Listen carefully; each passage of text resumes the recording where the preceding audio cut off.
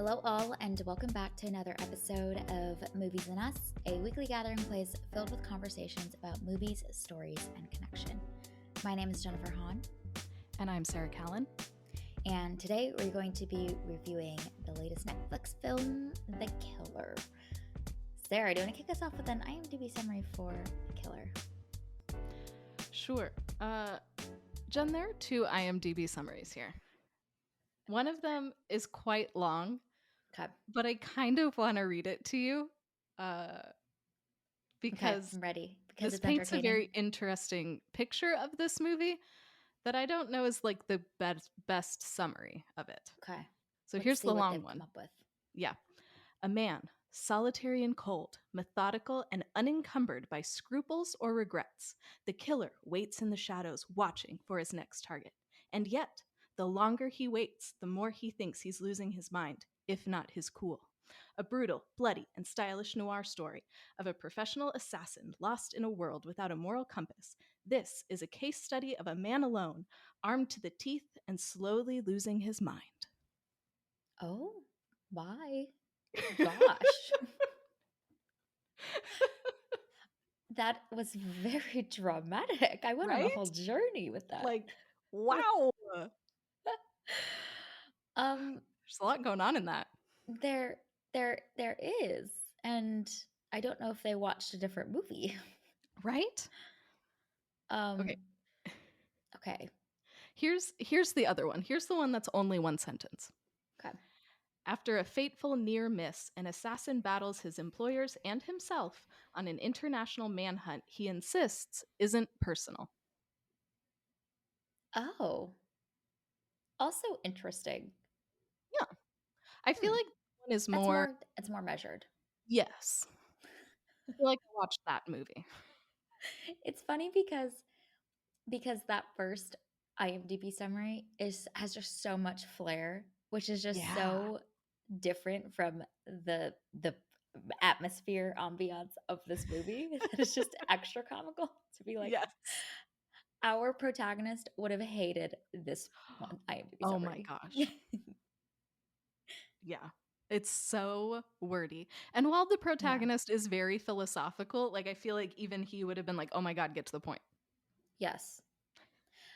Yes, because he's very philosophical, but he's very efficient Yes. with his thought. It's very punchy. Yeah. Some maximum like 5 words in a sentence, Yes. which So is he great. deserved a punchy, to the point IMDb summary. Mm-hmm. Yes, indeed. So thank you for going on that journey with me. That was great. I mean, that whole one IMDb summary was the whole journey. Emotional roller coaster. Yeah. Yeah, it sure was. Okay, what was your one sentence summary for The Killer? Mine is a Hawaiian shirt is the best invisibility cloak. He wears it so often in this movie. So often, and nobody bats an eye. Gotta love the German tourist Yeah. disguise. Yeah. Works Mhm. every time. Mm-hmm. My one sentence summary is time to get forbid empathy plastered on tote bags and tumblers coming to a home goods store near you soon. Can't you see it? Our little protagonist just bopping around with some like pop Yeah. art text for I mean, forbid empathy. Right honestly. next to the like wine not tote bags. The live, laugh, love. The live, Right laugh, next to the love. forbid empathy. Yes, like dog, It's perfect. mom, all on the same Yes. shelf. All on the Yeah, same shelf. I love it. Okay, when we launch Movies and Us merch, Oh we my can do a gosh. forbid empathy Yes. line. It'll be Yes. epic. Fantastic. Yes. Lots of like glitter and bright pastel colors. Can't you see? Yeah. Perfect. Vision is coming together. Yes. This is great. Okay. Coming soon to a online store near you. Yes. Forbid empathy. Okay. Let's start off with our initial thoughts for The Killer. And this is definitely a movie that we don't want to spoil. So we will keep our thoughts high level in this first section. Sarah, I am intrigued. Your thoughts about The Killer? I had a great time. This is very clearly a David Fincher film. I am a David Mhm. Fincher fan. The man knows how Mhm. to make a movie. Like, it's so much fun. I don't think it's his greatest film. I feel like this is kinda, like, middling for him, but Yes. even his middling is still so much fun. I had a great time. I was along for the ride. I was here with this killer as he's just doing his thing. I loved how methodical and precise he is, and yet he knows the right thing to do and then he does the wrong thing, which also just made it funny. And he's super sarcastic, and just a lot of the things in this film I think were hilarious. And so I had a great time. Would happily watch again, would recommend. Love it. Love it. I had a feeling you would appreciate this movie. Yeah. There were so many moments that I was watching this movie just feeling your glee at some random small detail that David Fincher has given the protagonist to be aware of. Just Mhm. all the devil in all the details. And Yes. this is such a fun process movie. I feel like it's there's been many instances in the past couple of months. I feel like we've talked about a movie where like we want like a really juicy methodical process movie, and oftentimes they go for the big flashy, like maybe poorly executed action sequences, and this movie is so quiet in a lot of ways and um understated in ways that I found like surprising, and I loved every bit of it. I think it's slow, it is methodical and cold-blooded, and I feel like it is fitting for the type of character that we get to follow in this movie. Um, it was oddly pretty funny, which I also was surprised by. There are many moments that I was just kind of cracking up to myself. So I had a great time with this. I think that the way that this ending unfolds is kind of interesting, and it's been fascinating to read other people's thoughts and commentary and how they've interpreted the ending because it was pretty different from how I view this protagonist, and I think that'll be interesting to hear your thoughts on as well. Ooh, interesting. Yes, that'll be fun to dive into. Hmm. Okay. Well, let's include a spoiler alert here. If you haven't seen The Killer yet, it is available on Netflix to stream. So we recommend checking it out, watching it on the biggest screen you have in your home, and then listening to the rest of this episode. Where shall we go first, Sarah? Stands out to you. Well, can we just start with a little mini rant about Oh, yes. why didn't this get a wider theater release? Yeah. Hmm. Like, I have so it's many questions. it's fine to watch at home, like it did the job, but I don't know, this feels like one of those movies that you just want to immerse yourself in. And so much of it, like especially the sound mixing and the sound design, like I wanted to be in a theater for this. I Yeah. didn't want to be on the couch at home watching this movie because it would have been so much more fun in a theater on the big screen. And I hate that this had such a limited theatrical release that we weren't able to experience it in the theaters. I completely agree. I completely agree. Give it like at least a little 3 week run, wide release, and Yeah. then Yeah. take it to streaming. Um, Similar to the way Killers of the Flower Moon is kind of taking that approach as well. I think it has like 3-4 weeks out in theaters, and then they're bringing it to Apple TV Plus that people can watch at home if they aren't willing to go out to a theater for. But man, you're right. This movie is it is so immersive into the mind of this character, and there's so much from the visuals to the score and the cinematography that are so visceral and getting us to feel that. And I think you're right, it would have been way more effective in a theater, but alas. One of the notes that I jotted down here was this like Fincher plus Netflix collaboration partnership that they formed, and seem to be continuing to develop is pretty interesting. So like I think Fincher's one of the earlier directors to like really jump right in and adopt this Netflix model and create films that go straight to and are distributed by Netflix on their streaming platform. He's got Mank, now The Killer, and I read that there's another one coming that they have a collaboration on. So he seems to like really be embracing this distribution model, which is fascinating. Yeah, yeah. I think he signed a 4-movie deal, if I'm Mm, not mistaken. okay. So we're gonna get more David Fincher on Netflix, Mm-hmm. which I'm not mad at. You know, he has such great work, and so it's nice that more people will maybe be exposed to his work. It is kind of funny to think though that like somebody might be introduced to David Fincher through The Killer, and then maybe follow it up with something like Seven or Zodiac, and I don't know, that idea is just so funny to me that you start with something like this and then you go to like one of his most iconic works from there. So it'll be interesting to see if films like The Killer will introduce people to his style and get them to explore more of his earlier work as well. Mm. Mm-hmm. Mm-hmm. Yeah, and the other like interesting thing about this choice is that I think the marketability of The Killer and getting butts and seats to a large theater to watch an exciting thriller, a classic thriller from the director that is known for it, like this, there's a lot of marketability here. You know what I mean? Like I can understand with something like Mank, you kind Yeah. of look at the landscape, you look at the choices. I think Mank's like 3 hours long too, right? It's like a very long movie, historical drama, period piece. Like I can get why. All right, maybe we do this on Netflix, and it might be hard to get people out of their homes into a theater to watch that. But I think people would show up for The Killer, honestly.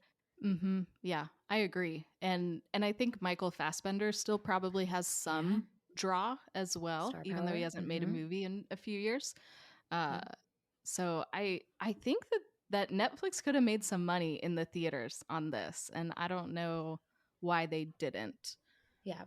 It's Yeah. it seems like a big miss to me to have this go straight to streaming. Yeah. Yeah.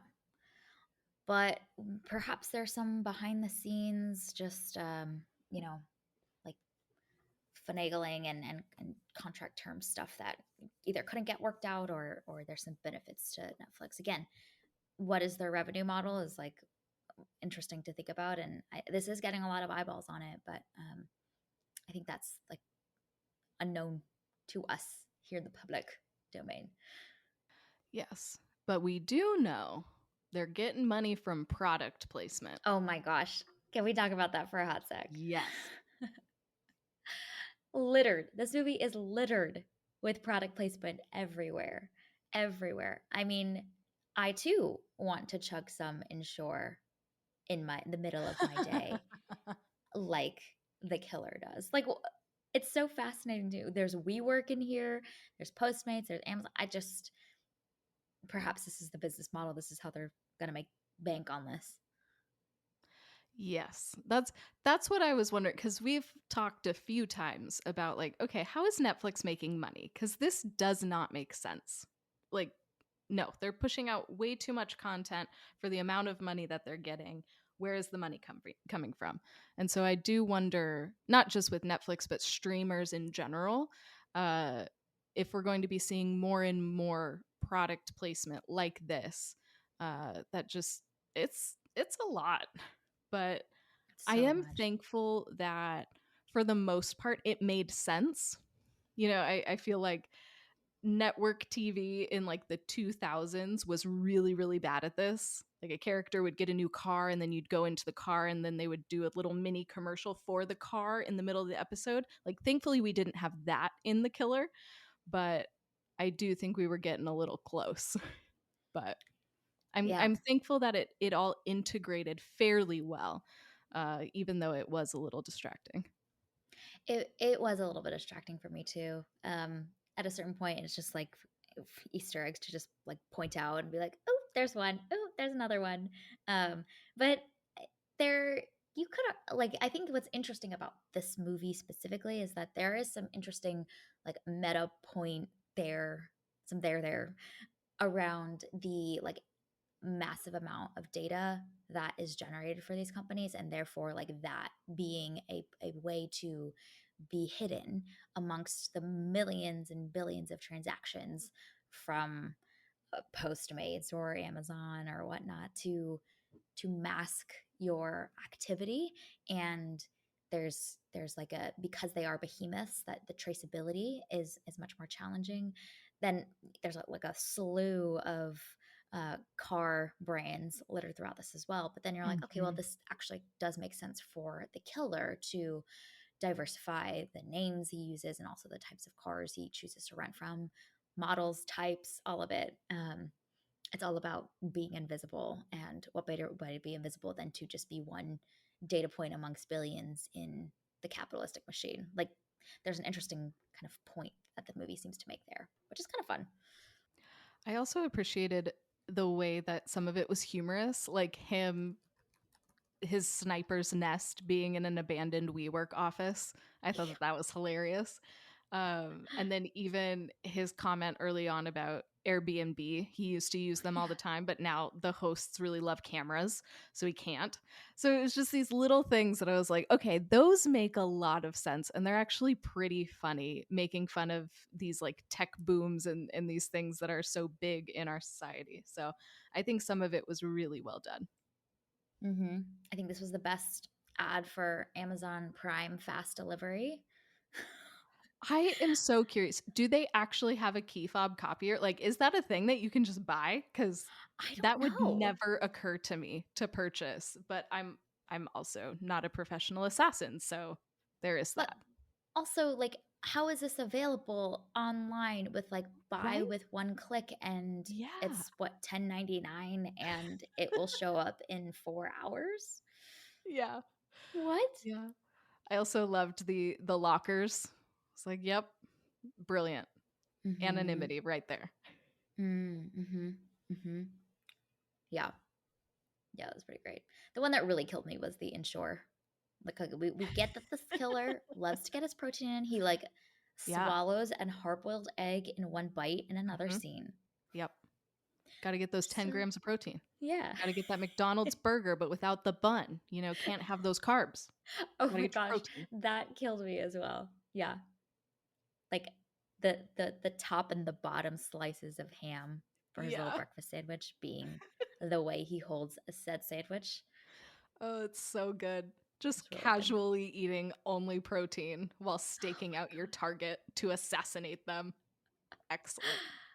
It's so good. And again, it's those details that really make this movie sing. Yeah. Yeah. And the other thing that really cracked me up about him was his work mixtape on his little MP3 player. It was so good. But like specifically the fact that he names it that as well. Yes. Yeah. Oh man. One, you're showing your age a little bit, but two, like it is so literal. Like there is no exciting fun Spotify playlist name that people come up with of like mellow beats or like study lo-fi. No. Just work mixtape. Hmm. Yep. Straightforward, to the point, efficient. Defining personality trait right there. Yeah. That happens within the first like 5 minutes of the movie as well. We Yeah. know everything we need to know about him from that little detail. Honestly, that says almost everything about him. Just his work mixtape. Mm-hmm. Mm-hmm. Okay. I'm intrigued your thoughts about the ending and the way the ending frames this movie.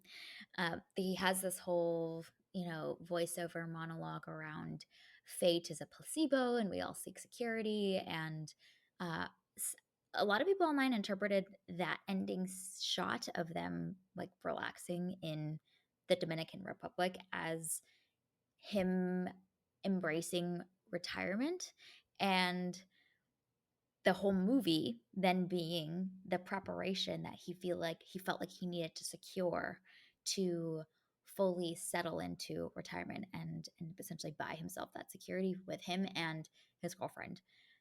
And I didn't view that scene that way at all. Like, it was like kind of just like a momentary like respite for them.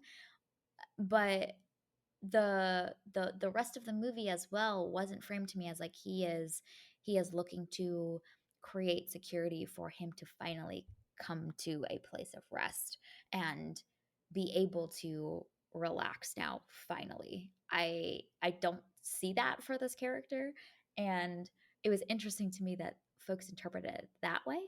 Um, so I'm intrigued to hear the way that you thought about the ending and then how the ending frames the objective of our protagonist for the journey he goes on for the entire movie leading up to that ending. How did you read that? Uh yeah, I think that maybe fell in the middle of those two extremes. I think the way that I viewed it is he's trying to retire, but I don't think that he will stay retired. So Mm, I think that for this killer, he maybe wants to be out, but after a little while will struggle to live normal life and will find himself back in his other world. mhm, Is mhm. kind of how I viewed it. Yeah, I didn't even think about retirement or the concept of that at all for this character. Um, Similar to you, I think it is in in his nature to be wired for the assassin life, and it's just fascinating to me how many times we take assassins and like the ending we want for them is for them to just relax, which honestly sounds great. The view is amazing and Mhm. that's fine. Yeah. I do want to like recline, but like we desire that for our assassins. I mean, we look at them trying to do that with James Bond. He tries to like give up that assassin life, secret agent life, and it doesn't work for them. And to frame the rest of the movie through that lens was also an interesting choice to me because to me he is cleaning up the the botched hit and covering his tracks to protect himself to continue on forward. I like to me this wasn't like an emotionally driven like revenge story. This is not John Wick to me. It was I messed up on this job and now I need to clean up my mess. And this is the way that I'm going to do it. I was intrigued to see the other interpretation of this being like a big emotional personal revenge story. But I'm intrigued if you also read it that way as well, or maybe a little bit differently. Yeah, I think I did read it as a revenge movie. Obviously not the same as John Wick. I think that the protagonist is kind of fighting within himself and he wants revenge, but he also wants to maintain this like cool, hard, collected persona that he has cultivated. And so I feel like those two things are at odds within him as he's going down this path. I don't think that it was purely this like clinical I have to like CYA, but I think that there was some emotion in there that and he was battling that within himself. And I think that's why so often he's repeating his little mantra, but then he does the exact opposite of what the mantra says. And so I think there was a little disconnect within him that he was trying to sort out as he's trying to take out these people that harmed someone he loves. Mm. Hmm. Interesting. Interesting. Yeah, because the kind of inciting incident, I suppose, is the fact that they go after his girlfriend. But like this doesn't have the same emotional tone that you would expect from the story around like Mhm. you hurt my girlfriend, therefore I'm going after you. It's more like they were just going after you, and the girlfriend happened to be there and she happened to also survive. You know what I mean? Like the intention, there's no like um inherent bad blood. Like to me the assassin industry structure here is purely business, and I loved that scene that he has, that conversation that he has with the client in his apartment at the very end of the movie, which is purely like, I hired a job, it didn't go that well, we needed to clean some stuff up, your person got hurt along the way, we were going after you, like there's nothing that's like inherently personal, emotionally driven. It's like business transactions happening and people in business trying to clean up their messes. Um, and there's nothing in this that felt like he was trying to secure a future life for him and secure retirement. And like, I didn't read that way at all. So it was fascinating to see that folks interpret it that way, because there's enough there to come to that conclusion as well if you want to read it that way, which is pretty neat. Yeah, yeah. I think the reason why I think that he wanted retirement maybe is at the beginning of the movie he talks about uh like he recommends being one of the few, not the many. And it's like the few are the ones that have power and are pulling the strings. And it's almost like he's implying that he's part of the few. And then at the end, he makes Mm, that mention about how now he is one of the many. And so I kind of viewed that as like this is him interesting. kind of changing his priorities and becoming a regular person, which I don't think is going to stick. But I that's kind of how I read that line, is him trying to like become a normal person again, which won't work. No. Yeah, yeah, I can see that reading of it too, because of the conversation that he also has with Tilda Swinton's character as well, of her essentially throwing the question out there of like, what what do you make of this life that you've led, and like, is this something that you still want, essentially, and will you want to end up like me one day, where your time will also Hmm. come, you know? Yeah. And potentially him contemplating that a little bit, but yeah, interesting, interesting. I the it's fun to me how there's very clear events that happen in this movie, but actually the way that each of us take in that information and interpret what that means for this character, because he is like so mysterious to us in a lot of ways, and we don't see those like motivations and d- emotions and desires as clearly as we would with some of our other characters. It's like pretty interesting to see what we like impose onto uh, his psyche with the information that we do have.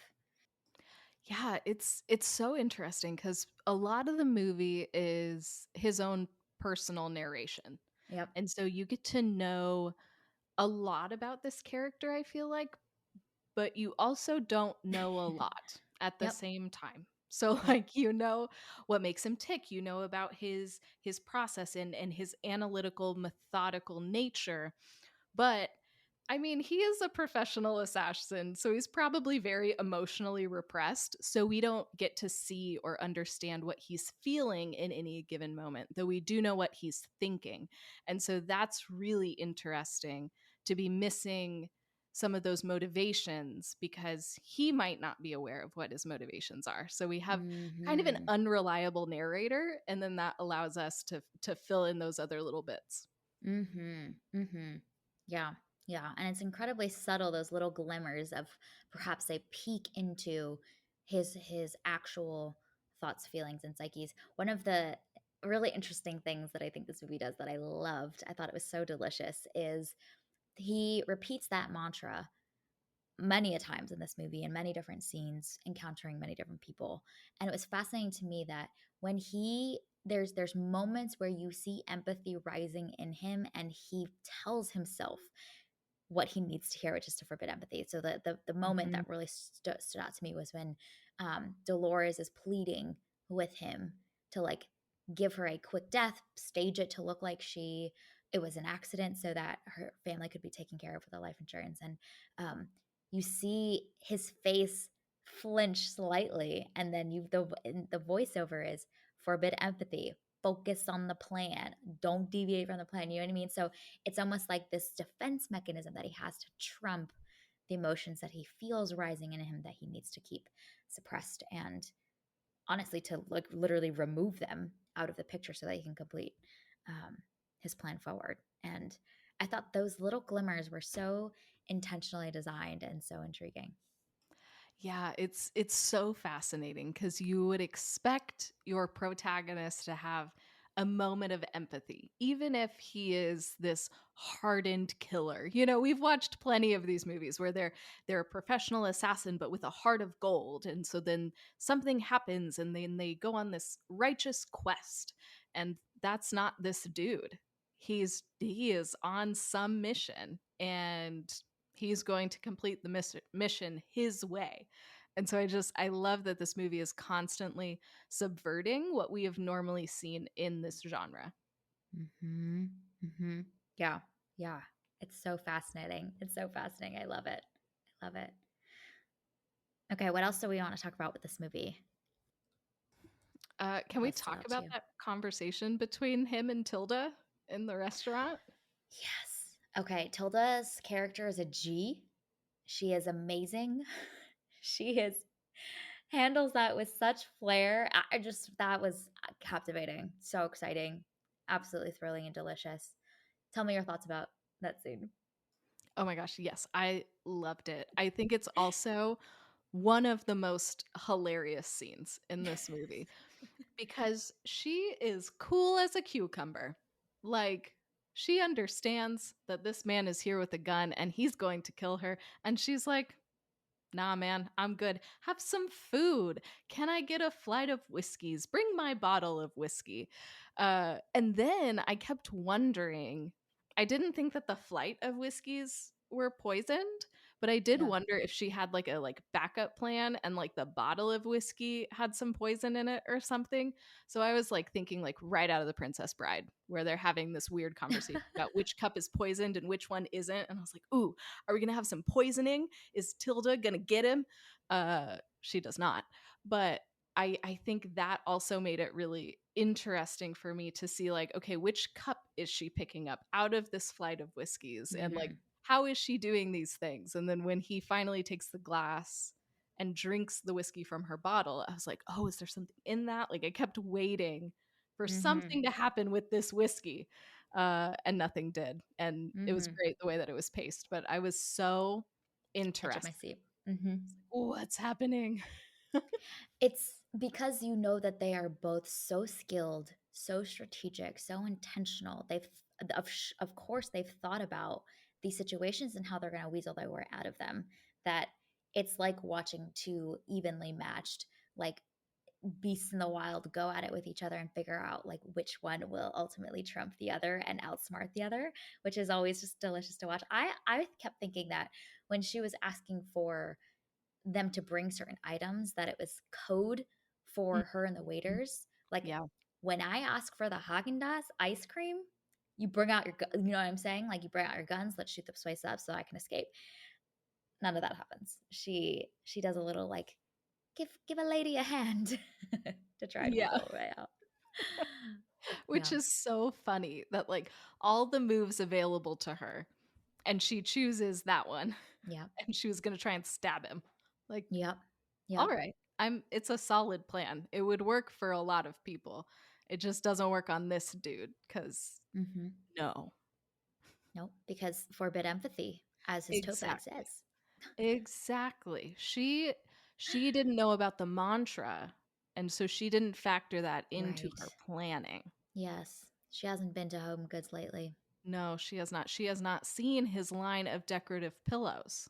All right. Yeah, that's on But her.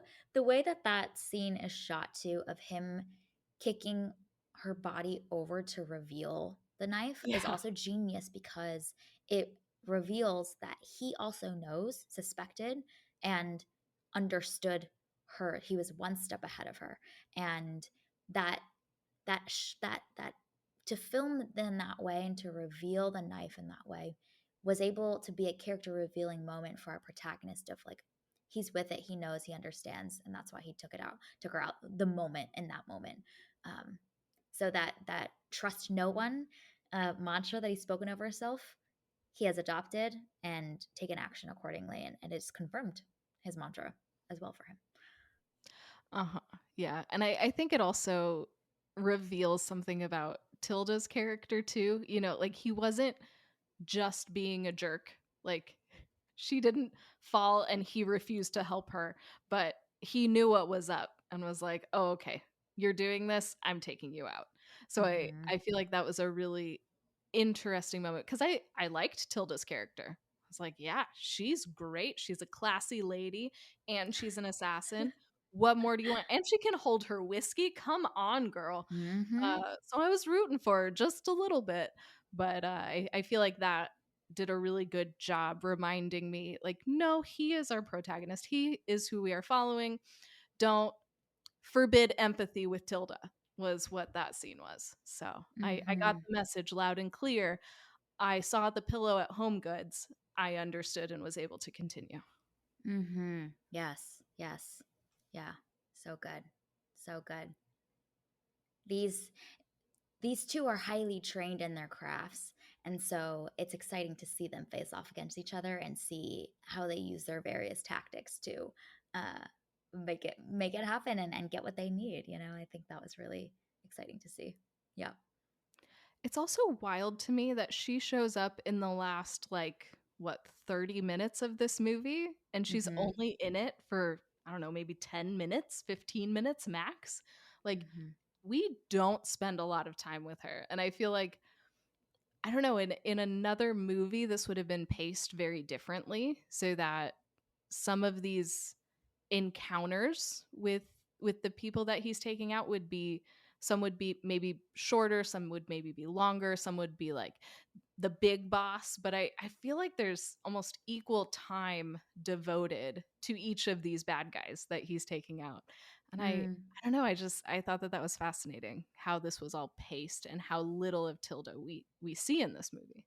Yeah, yeah. She really packs a punch when she's on screen. Very efficient, very Mhm. memorable. But you're right. I think the pacing of this movie is really great because it is as methodical as our killer is, and it is broken up into these segments of like he too has each target that he has that he's taking out one by one on his list, and it is planful. It is, and I also love how much the film showcases the preparation, the execution, and the cleanup.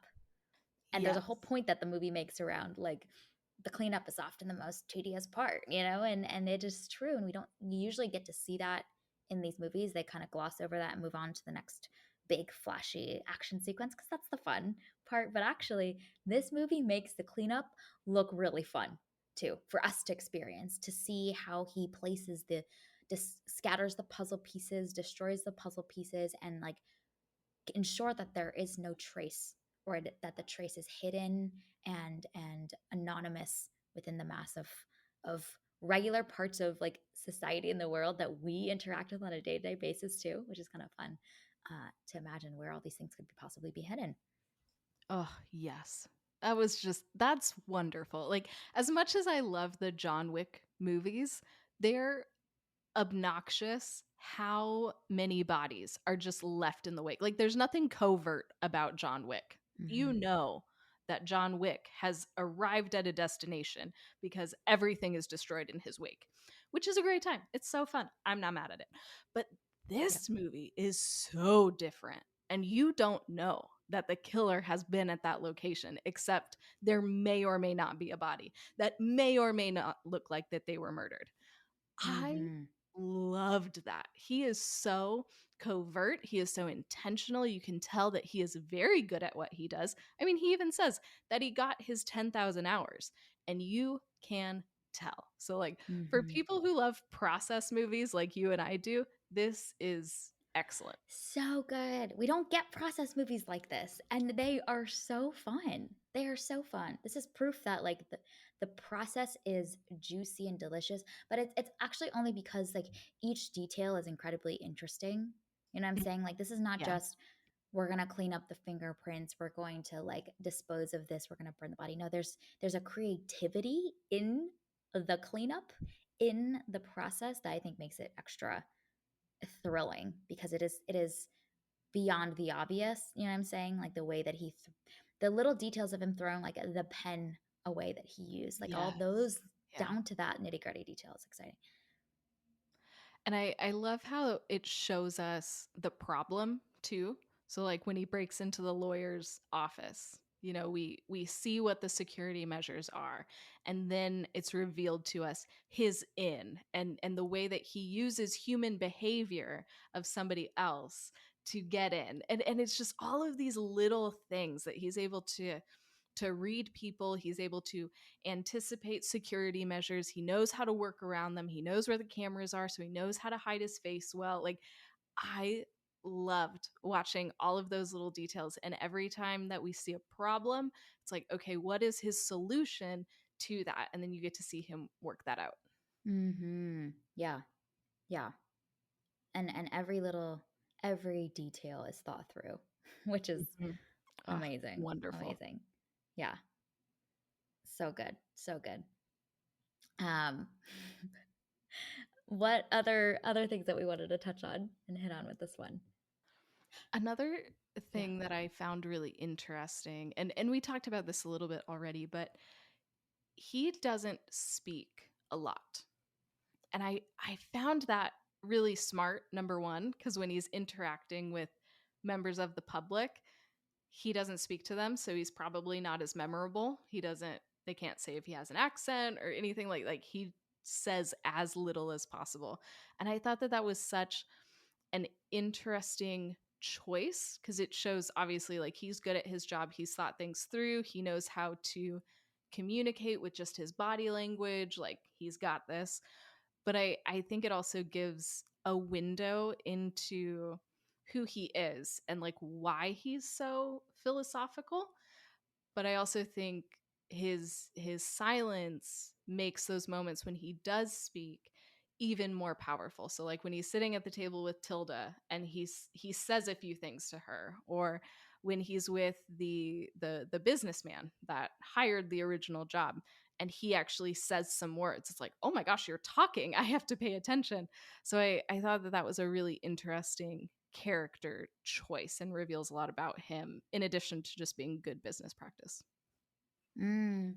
That is a really interesting point is there's so many of the scenes and his targets that he interacts with, Tilda, Hodges, um, and others that he just lets them talk and rattle off all of their justifications, thoughts, ways that they're trying to save themselves, and he's silent for the most of it. You're right. And I think it's one is like pretty interesting to see the way that each of the targets react to him showing up and realizing their impending doom. Um, but also like the fact that he is not a man of many words and doesn't do the whole like waxing poetic around how he's here for justice and you killed my or you came for my loved one, blah blah blah. I think um makes his presence even more foreboding, which is just thrilling to see on screen. Michael Fassbender just also does a really great job of like of doing the like the eyes bearing into your soul and they are cold and calculated. um I think that that is like hard to do well without it being either kind of silly and ridiculous and over the top or just not effective, like just too there's too much humanity behind them. There's a lot of close-ups of just his eyes as well, listening, blinking, and the other person that is on the other side of this is kind of descending into chaos as they try and like weasel their way out of the death that they know is coming for them. Mm-hmm. Yeah, it's that ability to read people and understand human behavior that knows, okay, I'm just gonna stay silent, and you are just gonna keep talking because you're uncomfortable, and you have no other recourse other than to talk. And so I think that that's a really interesting, I don't know, an interesting little detail. Mm-hmm. Yeah. Yeah. I think it's fitting for this character that is not the big showy assassin. Mm-hmm. Like we have plenty of those. Um, there's a matter of factness about this character that is really um endearing. I think maybe endearing is not the right word, but there's like there's an immediate connection that we feel to him and knowing how clear headed he is and matter of fact he is about just completing the job. there's no like pizzazz associated with it, and it is actually entirely stripped of all of that by showcasing how agonizing it is to just sit and wait and plan for the moment of the kill. um it kind of takes the movie takes us behind the scenes into the like real logistics of being an assassin, and there's nothing sexy about it. There's no like parading around with your guns and your, fancy schmancy suit and taking people out left and right. There's actually a lot of planful, tactical, strategic details that sometimes aren't that interesting and thrilling. They're creative and they're fun for us to watch, but for the character, it's a lot of waiting. And I think that there's like a matter of factness about that. That is, it is interesting to see this man do his job very well in that.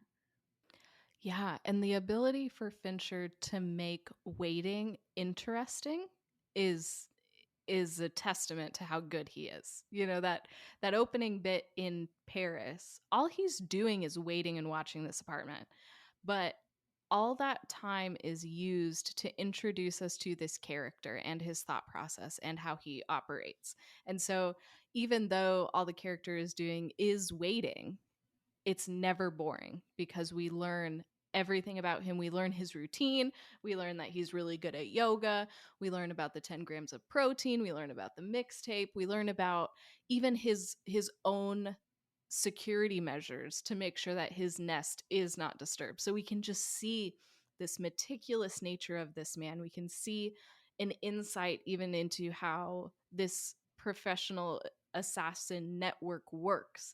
And so I just loved that. Even in the waiting, yeah, we're waiting with him, but we're able to learn so much about his world and how he operates. So no minute of that waiting is wasted. Mm, mhm. There is like a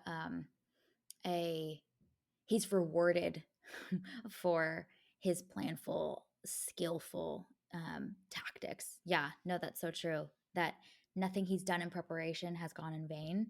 They've all been highly important details, actually, for the plan to be executed well. No, that's so good. That's probably why it's um, exciting for us to watch it as well, because yeah, like we too as the viewers are rewarded to see how all of that preparation will be ultimately come to fruition when that moment of excitement does finally come. Hmm. Yeah, and even his narration of the moment, you know, the Mark finally comes to the apartment, and so he has to get his gun assembled. He has to get it positioned properly, and then once again he waits, and he waits for his heart rate to come down because again, like he's narrating, all I need is my heart rate to be X beats per minute and be able to pull the trigger. And so it's like, okay, you're in position to pull the trigger. You just have to calm yourself down. And so, like, as he's calming down, we are watching what's happening in the apartment across the street, and we are just waiting for the right time with him. So it's even in those little things where it's like, oh, now's the time. Oh, but we have to wait a little bit longer. Okay, when is it going to come? And just constantly creating that suspense in us as he's going about his job. Mm-hmm. Yep. Yeah.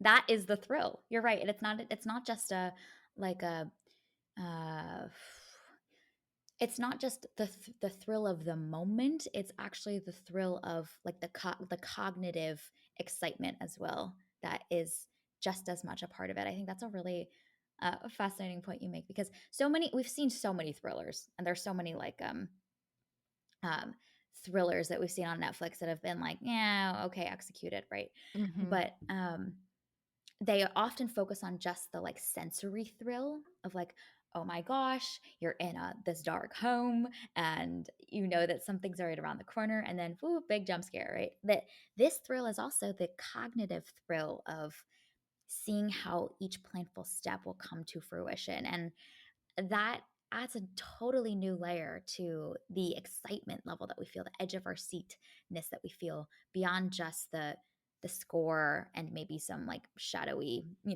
visuals creating that thrill for us. Yeah, yeah. It's almost like delayed gratification. I know it's Yeah. not that, but it's in line with that of, Yep. Yep. oh, the thing is coming. Oh, we have to wait a little bit more. When is it coming? Oh, there it is. Like you go on this little roller coaster with the character all throughout this film. So and this is something that we've talked about quite often too. I feel like a director and a writer too, but a director especially needs to understand human behavior and needs to understand the audience and how we relate to movies. And I feel Hmm. like The Killer is paced so well to really keep us engaged and keep us on the edge of our seat, even though there aren't these huge action set pieces that we're used to in movies like this. And it's all that slow, methodical, cerebral stuff that just keeps us going and wondering what is going to happen next. Hmm. Yep. Yep. It is. It is. It is like a visceral sensory thrill and a cerebral thrill as well. That combination together, man, is just Mhm. so good. Yeah, Yeah. can't beat it. Yeah. Yeah. So good. So good. Um, okay. Any other things that we wanted to chat about with the killer before we wrap up? Can we talk about Trent Reznor and Atticus Oh Ross? my gosh. Yes. Yes. Oh my goodness. Um, that pair together has always been absolutely fabulous. Like they've done so many scores for other films that have been just such gems. And I think what was most impressive to me is that again, this doesn't follow the normal tropey like thriller tones and sounds that we hear. It's highly creative. There's a point where um, the killer, our protagonist, is approaching the house of that big muscular dude, and there are some like ribbits sounds, some menacing ribbit sounds that are happening that communicate kind of the the soundscape of the location of being in Florida and whatnot. But it also is this like creep towards this home and the way that those themes are woven together. I just thought was really unique and pretty creative. So I love that. Yeah, I didn't know that they were the composers for this film until the film started and I saw their names and I went, I'm so excited. They're incredible.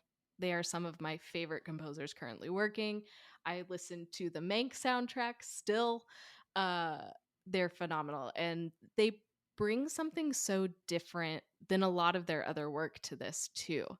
And it was that fight with the big dude that I was like, this is such incredible music to match this fight and isn't what we normally expect. I feel like it was a lot deeper and more like bass driven. And it was this weird, ominous music, but it was also really propulsive at the same time. And it was timed so well to their fighting, but it was also unique, which is just wild to be able to do unique fight music these days. Cause I don't know, there's a million action movies and a lot of times they sound similar to each other, but this is completely unique, and I feel like their score added so much to this film that is so contemplative while also being a thriller. Mm-hmm. Mm-hmm. Yeah, yeah. The soundscapes of those quieter moments, like you're mentioning, are just as exciting as those big showy moments as well. And I think oftentimes we have bigger peaks and bigger spikes of action and thrill in traditional thriller movies, and then we also have kind of the like calmer time periods. And this movie feels like it makes those quiet, slow, methodical moments just as thrilling as honestly the big action set pieces when he's fighting um, the big muscular dude, for example. And that's hard to do to create that tension throughout. And while this movie does have like tension and release, the releases don't give us the respite that we typically get. It's actually just on to the next one, because then you've got the cleanup and whatnot. So yeah, the score does a lot to make that through and through feel really, really exciting. And they start out at 100. Like those opening credits. are wild. I I turned on this movie and like I'm kind of getting ready, I'm kind of getting settled, I'm getting my snack out. I didn't expect this movie to start at 100, but it did because of the score. And so almost immediately I was like, "Oh, I did not prepare appropriately for this movie. Hold on." So Mm-hmm. I love that even from the credits, the score is like, "Okay, come into this world. It's completely different. You better get ready. We're going to go on a ride." And Yep. we go on a ride. Yep. Yep. Which again goes back to the point that you were making earlier, which is like, imagine getting to be immersed into this score in a giant Oh, theater with like, yes. you know, incredible quality audio sound systems. Man, just to soak in it. And I know that we already mentioned this, but I'm going to mention it again. The sound design, too. Like, I wanted to be in a theater because there were so many times when he would be listening to music and we would hear it, and then the camera would flip, and so you'd be seeing something from his perspective and the sound would be all different, and then we'd go back to shooting his face, and again the sound is different, and it's just this constant switching back and forth of the sound.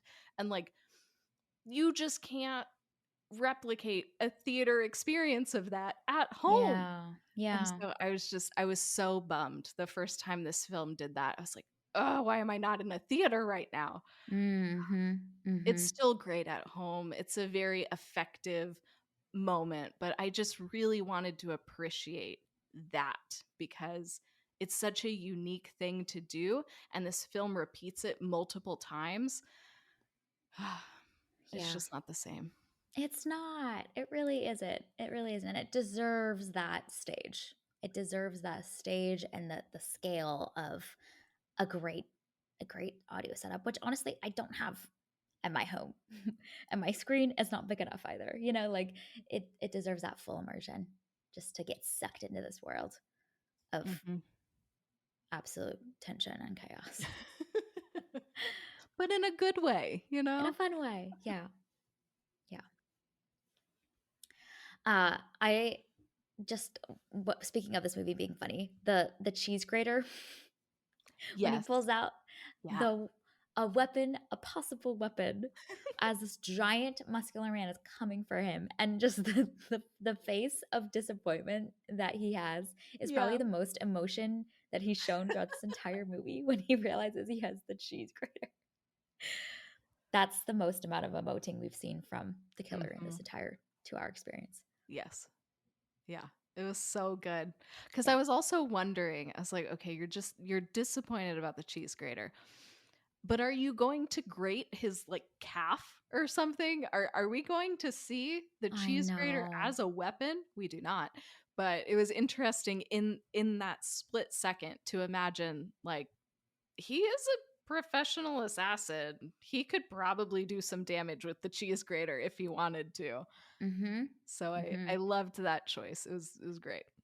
We've seen mobsters take people out with pens, with Yeah. horses. Uh, so, the opportunities are there. Yeah. Yeah, we can get They can do it creative all. here. Yeah. Also, he likes to be creative in his kills too. He's told us that. So, Yeah. I don't know. Death by cheese grater, it could probably get you into some assassins something. I don't know if there's like an assassins awards or something for most creative kill, but if there was, cheese grater would maybe be top of the list. Mhm. Yeah. Oh my gosh. Because there's not even a point on that thing, really. Nah. At That least a would be real pen, hard. you've got a point on it. Yeah. Yeah. Yeah. Cheese grater would take some work. You got to be there for a while. Talk about being slow and methodical. Oh, that's awful. Oh, gross. I'm glad that Yeah. we didn't see that, but it was funny to imagine. Like, okay, can he turn that into a weapon? Yes. And he doesn't. He does a little toss distraction situation. Which was great. A It good was. solution. Thinking Yes. on his feet. But his like eyes closing and just his head knocking like falling back, being like, "Oh, come on. Really?" It's So good. great. It is really great. Okay, any other last thoughts before we wrap up? I love that the dog was okay. That was like my biggest thing. I was like, okay, you keep talking about forbid empathy, but please don't hurt the dog. And he didn't hurt the dog. The dog was totally fine. She lived another day and was her happy self. And that just Mm-hmm. brought joy to my heart. He didn't even do it in like a super empathetic way like John Wick, but it was just like a, hey man, I'm not here for you. I don't have any problems with you. You stay out of my way, I'll stay out of yours. And I was happy that the dog was You okay. loved that. Yes, this is about to be the beginning of the next movie if the dog was, because we come, the assassins we know are Mhm. passionate about their dogs. It's We've very seen true. that proven, the whole franchise for it. Well, and I also think, again, like it's one of those things of you have to know the audience who is watching this movie. And if that Yeah. assassin were to take out that dog, he would no longer be somebody that I was rooting for. I would be rooting for everybody else to take him out because he took out the dog. Mm-hmm. So I think that's another piece of it of like, there's a lot of dog people who are going to be watching this movie. You cannot harm this animal if you want them Yeah. to continue to like your protagonist. Them's the rules. It is what it is. This is like how Winnie the Pooh Blood and Honey becomes really Pooh's revenge and justice for Piglet's death. Okay? A Absolutely. lot of people Yes. love Piglet. Yeah. Must And the seek revenge. girls, those little teenage girls, Mm, killed yep. Piglet. How dare Yeah. they? So, They as a did faithful poo friend, wrong. yeah, I'm gonna come after you. Oh, it's so good. Mm-hmm. Yep. It's true. Yeah, so good. All right, well, this was our review and discussion of The Killer. You can find it available on Netflix. Thank you for listening to this week's episode of Movies and Us. Our name sums it up. We're all about movies and the powerful ways we can connect with each other and the world around us. This podcast is about all of us and our shared stories. Everyone is welcome here, and we're so glad you hung out with us today. You can subscribe to this podcast on Spotify, Apple Podcasts, Google Podcasts, or wherever you tune into your favorite shows. Drop us a rating and review letting us know your thoughts about The Killer. You can connect with us on Instagram and Twitter at moviesandUsPod, or you can email us at moviesandUsPod@gmail.com. We will be back next week to discuss the film The Holdovers. We hope you have an amazing week, and we'll see you next week.